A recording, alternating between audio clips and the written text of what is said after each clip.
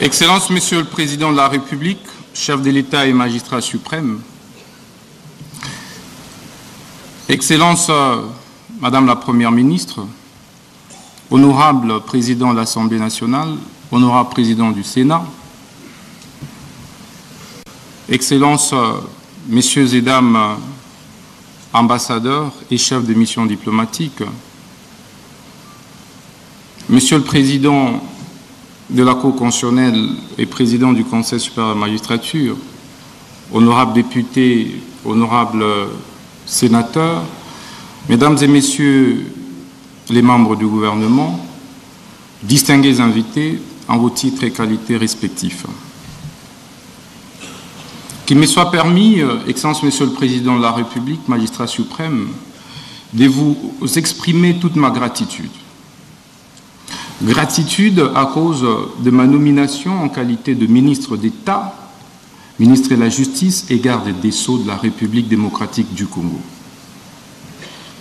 Vous avez risqué, alors que personne ne pouvait parier sur un jeune député issu des rangs de l'opposition politique, afin qu'il se voie confier ces lourds et grands portefeuilles régaliens, celui du ministère de la Justice. 5 mois après, Excellence Monsieur le Président de la République, je pense que votre choix fait plus que jamais l'unanimité.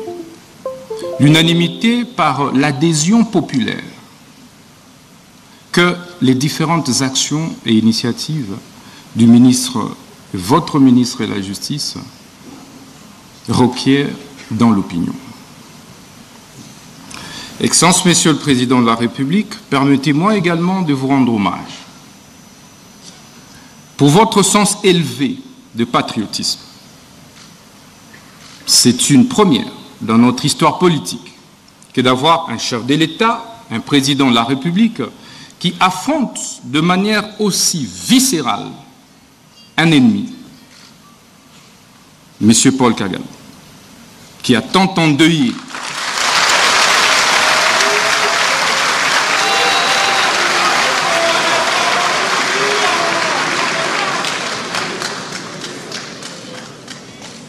Je disais, Excellence Monsieur le Président de la République, que c'est une première dans notre histoire politique que de voir un chef de l'État autant aimer le Congo, porter autant les aspirations des Congolaises et Congolais, travailler pour la préservation de l'intégrité du territoire national, en ouvrant un front politique, diplomatique, judiciaire clair contre l'agression rwandaise pilotée par ce criminel économique et criminel de guerre, M. Paul Kagame.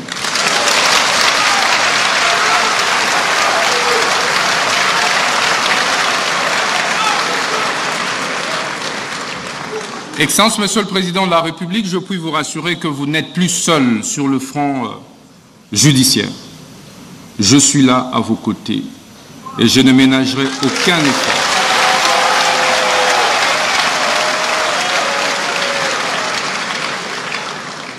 pour que la République démocratique du Congo, au travers de votre autorité, puisse gagner cette bataille injuste, cette guerre injuste et illégale qui nous a été imposée injustement à cause de nos ressources naturelles. Excellence, Monsieur le Président de la République, après cette phase d'hommage, permettez-moi de rappeler également votre dévouement pour l'instauration de l'état de droit, véritable état de droit, depuis votre avènement à la tête de notre pays. Et cet état de droit passe indubitablement par une justice juste et équitable. Mais Excellence, Monsieur le Président de la République, c'est quoi alors la justice ?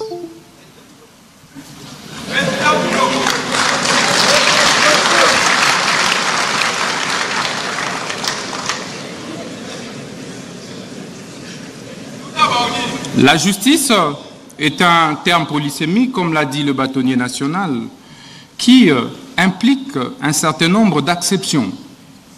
Au-delà de la légalité, elle implique l'éthique, la morale, l'équité.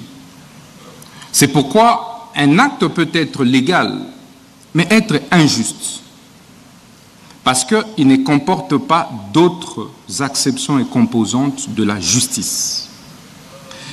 Mais au sens formel, Excellence Monsieur le Président de la République, la justice devait être comprise comme ce système, cet ensemble de systèmes composés et constitués des corps des magistrats, des avocats, des huissiers, des greffiers, des OPJ, des APG, j'en passe, en vue de créer l'équilibre dans la société, en vue de créer l'apaisement et la paix sociale dans la société.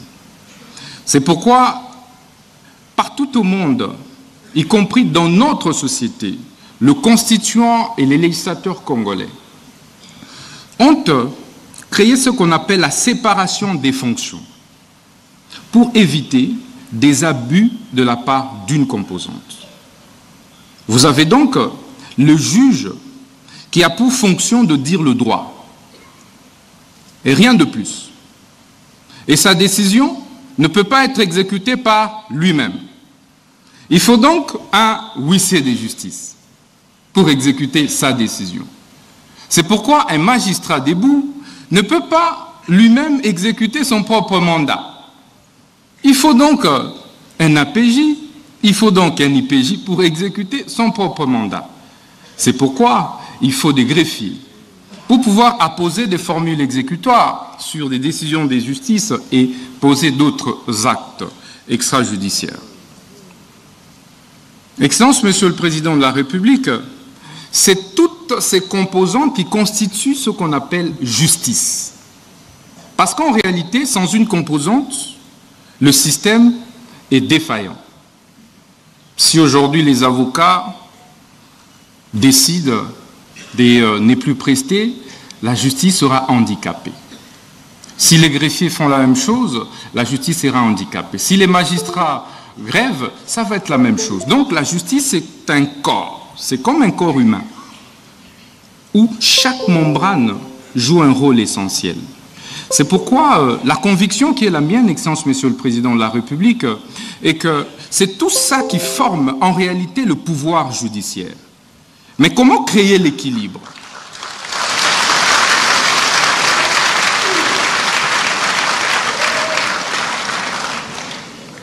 Mais comment alors créer l'équilibre et veiller qu'une composante puisse empiéter sur les fonctions d'une autre composante? C'est ça le rôle du ministre de la Justice. Il faut un arbitre. Il faut un arbitre qui régule. Il faut un arbitre qui voit comment le juge ne peut pas empiéter sur les prérogatives et fonctions des huissiers, comment les greffiers ne doivent pas empiéter sur les prérogatives des huissiers, ainsi de suite. C'est ça le rôle du ministre de la Justice, Excellence Monsieur le Président de la République. Et donc, le ministre de la Justice ne devrait pas être perçu comme un simple membre du gouvernement de l'exécutif. Il est un pendant entre le pouvoir exécutif et les pouvoirs judiciaires. Excellence, Monsieur le Président de la République, ceci veut dire donc que le ministre de la Justice veille à la bonne application des lois et textes réglementaires au niveau de la République. Le ministre de la Justice veille sur les exécutions des décisions des justices. Les ministres de la Justice veillent sur la protection et préservation des droits et devoirs des citoyens. Il se rassure, Excellence, Monsieur le Président de la République.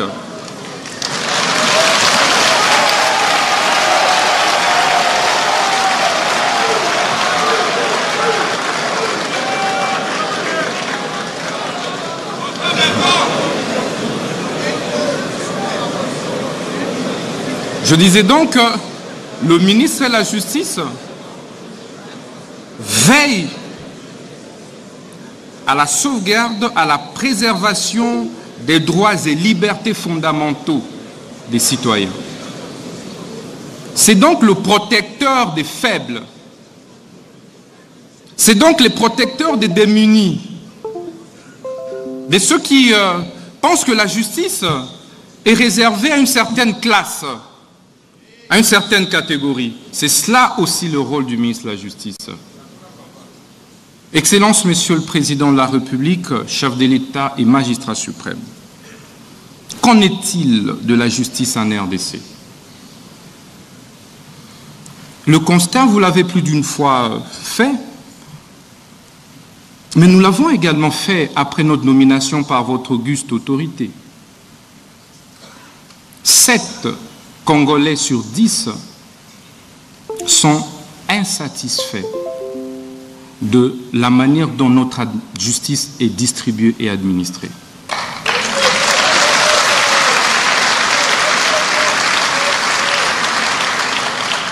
Sept Congolais et Congolais sur 10 ne se retrouvent pas dans la justice telle que distribuée et administrée aujourd'hui en République démocratique du Congo. D'où les différents jérémiades, les différentes plaintes, parfois les différentes tensions sociales observées au sein de notre société. Mais quels sont certains mots observés depuis que nous sommes ministres de la Justice? Vous avez, Excellence, Monsieur le Président de la République, des spoliations des biens, des publics comme des privés, des maisons des paisibles citoyens, parfois qui sont spoliés de manière injuste et illégale. 90% des plaintes que nous recevons résultent des spoliations des maisons des particuliers. Vous avez des arrestations arbitraires. Excellence, Monsieur le Président de la République. Parfois qui ne respectent pas les normes, les délais, qui sont pourtant prescrits par nos lois et par la Constitution. Vous avez la surpopulation carcérale, où dans des prisons, des prisonniers sont entassés tels des sardines, et parfois certains en meurent par étouffement. Vous avez, Excellence, Monsieur le Président de la République, des saisies intempestives des comptes et des avoirs, aussi bien des sociétés privées que publiques, et même des services publics.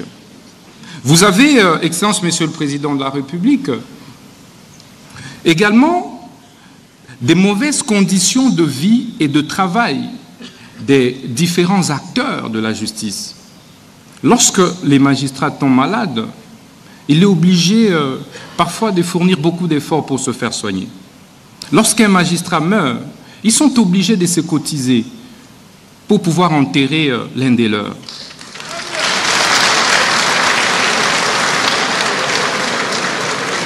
Il n'y a pas de prime de brousse, d'où la plupart des magistrats et juges préfèrent se concentrer ici à Kinshasa et refusent d'aller à l'intérieur du pays. Et donc, dans la plupart des juridictions à l'intérieur du pays, il n'y a pas de juges.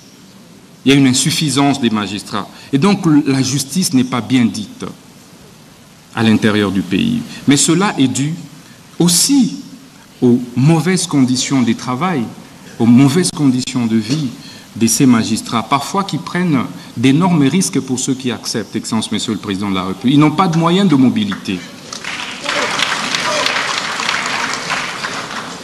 C'est tout ça qui fait que notre justice soit malade. C'est tous ces mots compilés. Mais que faire pour pouvoir en guérir, Excellence, Monsieur le Président de la République? Mais il faut discuter, il faut un cadre pour échanger. Il faut se regarder dans les yeux. Pourquoi? Parce que seule la justice élève une nation. Je dis, Excellence, Monsieur le Président de la République, la justice est la colonne vertébrale d'un État. Ça devrait être le premier pilier de l'action gouvernementale. Quels que soient les efforts que l'on puisse fournir dans les secteurs de l'économie, dans les secteurs des finances, quelles que soient les réformes que l'on puisse opérer, tant que la justice est malade, rien ne marchera, Excellence, Monsieur le Président de la République.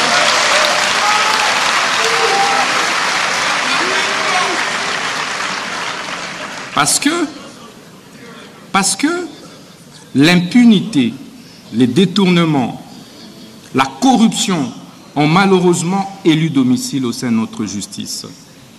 Et il sera ainsi difficile de pouvoir impulser le développement de notre République sans toucher de fond la réforme de la justice.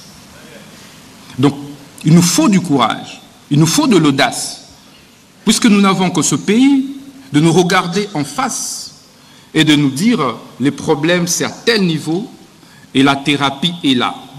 Et accepter que cette thérapie soit administrée de manière ferme, claire et sans faille, Excellence, Monsieur le Président de la République.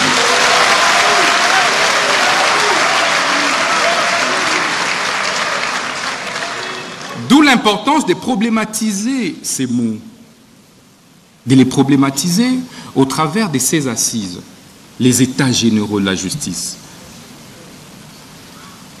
Ces États généraux qui interviennent, Excellence, 9 ans après ceux qui ont été organisés en 2015, sont une première du genre pour votre Excellence, depuis votre avènement à la tête de ce pays.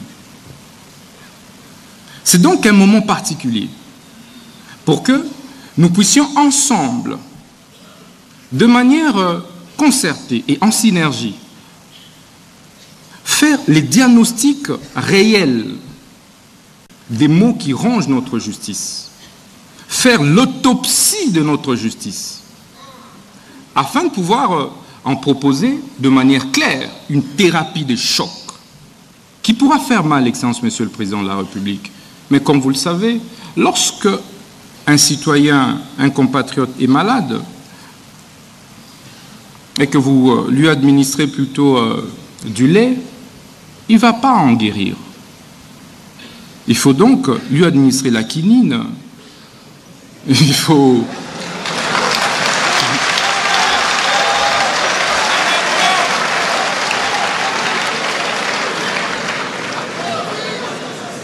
Excellence, Monsieur le Président de la République, lorsque vous avez une plaie et que vous mettez du sucre sur cette plaie-là, elle ne va pas guérir.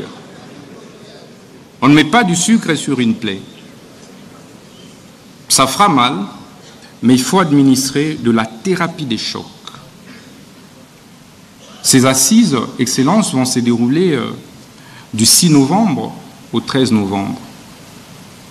Et elles ont été organisées et seront organisées en 3 phases. La première phase a consisté, évidemment, comme le président de la Cour constitutionnelle et le président du Conseil supérieur de la magistrature l'a dit, en l'évaluation des États généraux de 2015. Ça a déjà été fait à Zongo, dans le Congo central. La deuxième phase, qui constitue, Excellence, Monsieur le Président, la particularité de ces États généraux, ce sont les consultations populaires.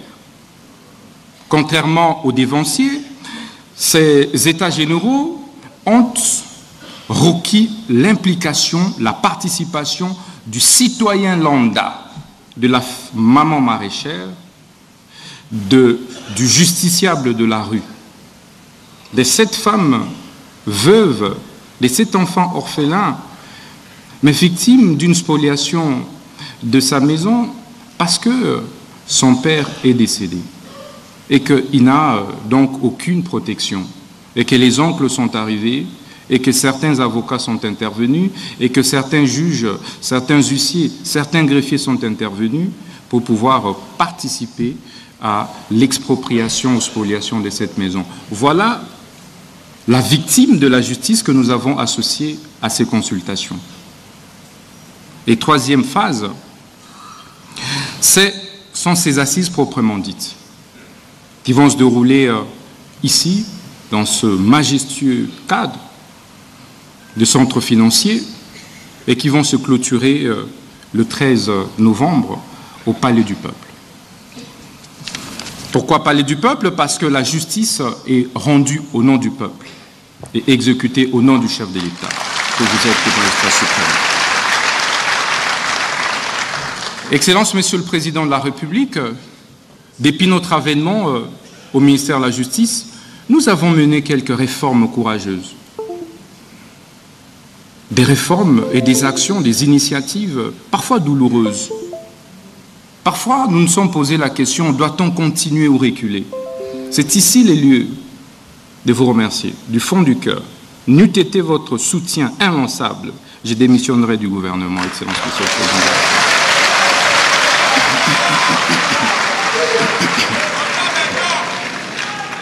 La première réforme courageuse, c'était l'insaisissabilité des biens des entreprises publiques, services publics, établissements publics.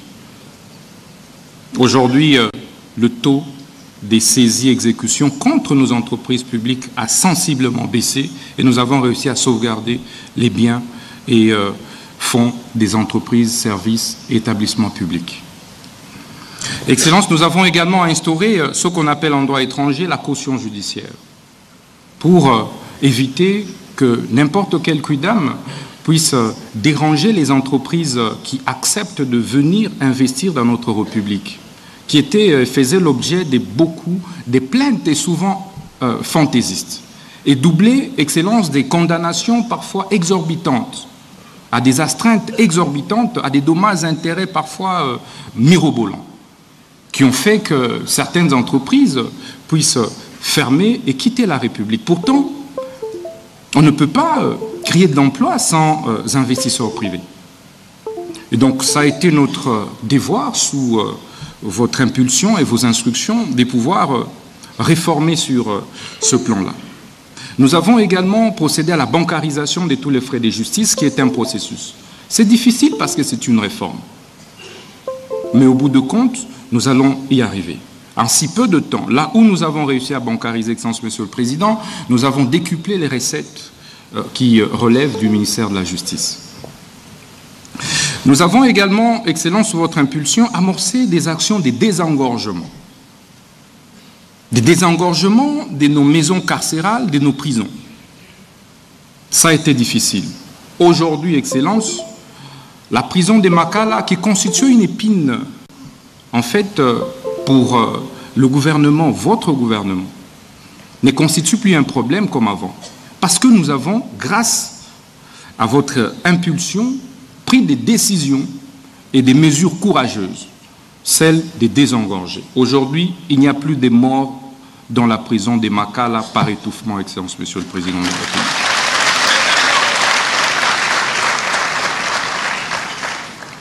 Nous nous sommes également employés, Excellence, à assainir les exécutions des décisions de justice. Il y avait trop de désordre.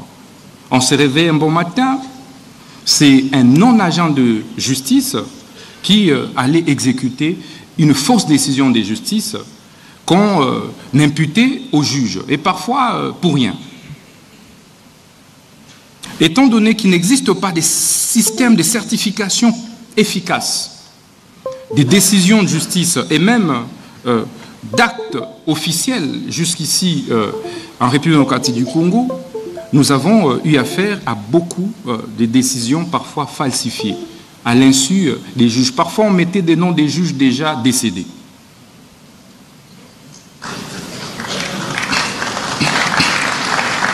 Excellence, Monsieur le Président de la République, aujourd'hui, les taux des exécutions barbares dans la ville de Kinshasa a systématiquement baissé.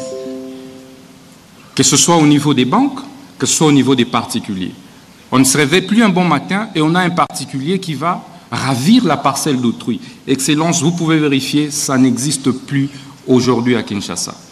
Depuis notre nomination comme ministre de la Justice et garde des Sceaux, parce que nous frappons fort lorsque nous nous rendons compte qu'il y a un réseau des mafieux qui s'emploie à pouvoir commettre des bêtises.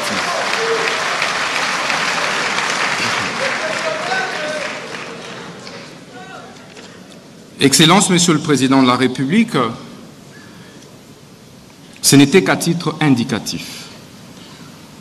Nous avons mené des réformes aussi bien au niveau des services des cultes et associations, comme vous avez suivi. Aujourd'hui, nous avons supprimé l'F92 et nous accordons des personnalités juridiques aux églises et nous avons instauré les systèmes d'identification de tous les pasteurs. C'est en cours. Pour pouvoir, Excellence, Monsieur le Président de la République,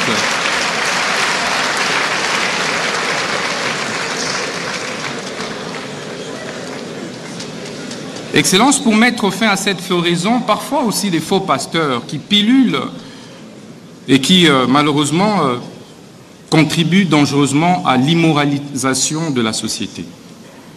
Nous allons donc exiger un permis de culte pour tout celui qui devra se présenter devant ses paroissiens ou ses fidèles. Excellence, Monsieur le Président de la République, vous permettrez de ne pas abuser de votre temps pour chuter. Les États généraux que nous sommes en train d'organiser, ce n'est pas un lieu de confrontation, d'affrontement entre le ministre et les magistrats et les huissiers et les avocats, les citoyens et les magistrats.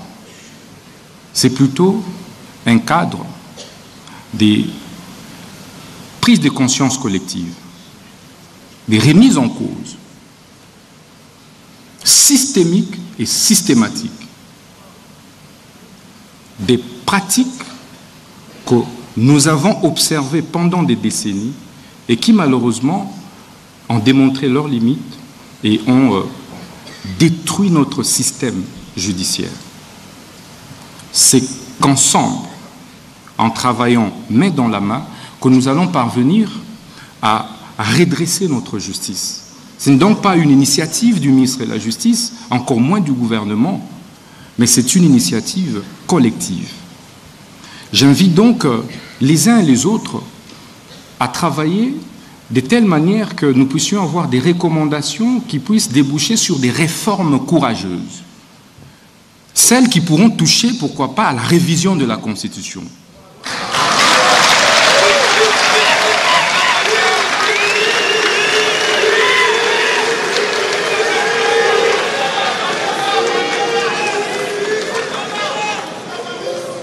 Parce que, Excellence, Monsieur le Président de la République, comme disait Rouvillois, les constitutions ne sont pas des tentes dressées pour le sommeil.